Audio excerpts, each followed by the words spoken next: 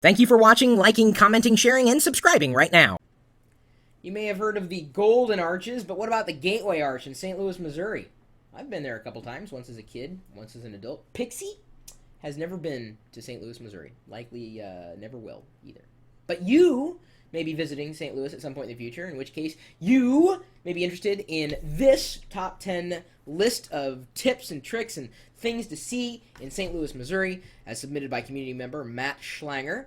This is a part of the ongoing series of people who happen to be connected to me in some capacity. They live all over the world, and they're letting me know what I might want to do if I ever happen to visit their town, well, for the first time or potentially again. So here are Matt's suggestions on what you can and should do if you visit St. Louis, Missouri. And by the way, if you have any other suggestions to add for the city, feel free to leave a comment, video response. You may agree or disagree, whatever.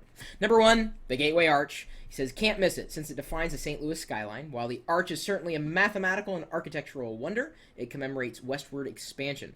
Ride a Planet of the Apes-like capsule to the top and check out the museum underground. It's kind of neat. This little, you get in this little bubble thing and then you go to the top. That's what it's like. Number 2, the City Museum. It's hard to explain. Scrap metal turned into art, and guests are encouraged to climb in or on it. Climb through a few airplanes suspended on wires 50 feet in the air, fall into the ball pit, or just get lost.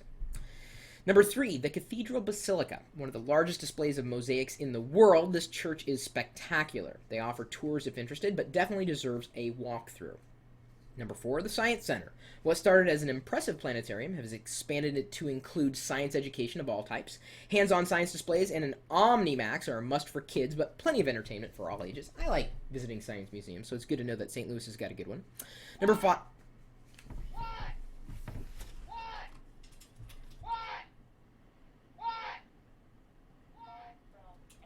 Someone was calling me.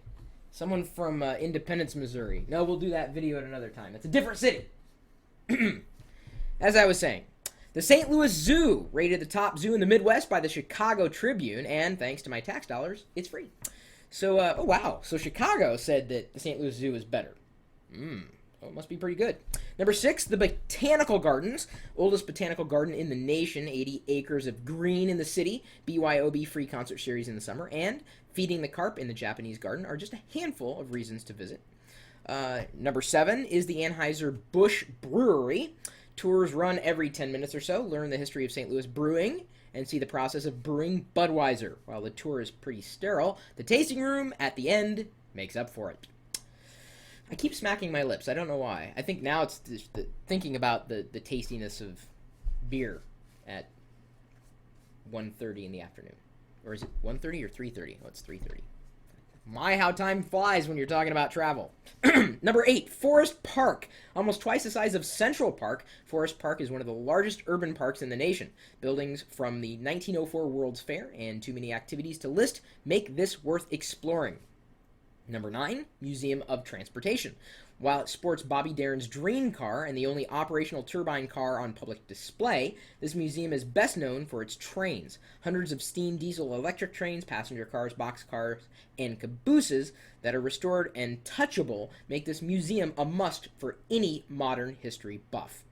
And last but not least, the U-City Loop. Recently voted one of the 10 great streets in America, the Loop is a popular and relaxed hangout for hippies and hipsters doing their best to mock the Portland feel.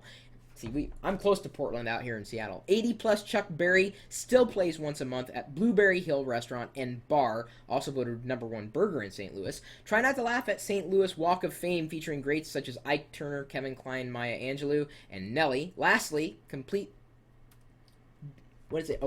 your St. Louis tour by getting a tattoo to commemorate St. Louis's awesomeness at Iron Age Studios. Maybe a temporary tattoo, sticker. I don't know if I'd go for a permanent tattoo of any place, honestly. So thanks again, Matt.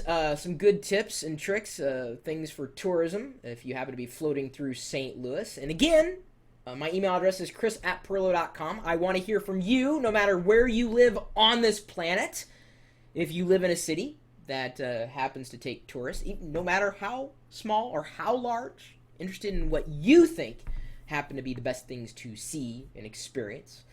because, inevitably I may be passing through, or other members of the community would be passing through as well. What community? Oh, well, the community at geeks.pirillo.com, or the people who follow me on Twitter. I'm at Chris Pirillo. I'm also on YouTube, youtube.com/lockerroom. Quite a few people, actually. And I'm taking these tip lists because I'm looking for interesting places to vacation. Don't do it all that often. Mostly I vacation here, in my house. I never really get a chance to leave because I'm addicted to the internet. Don't believe me? Well, I'm streaming video online 24 hours a day, 7 days a week. We're typically talking tech. Even if I'm not here, the chat room is at live.pirillo.com. We'll see you later.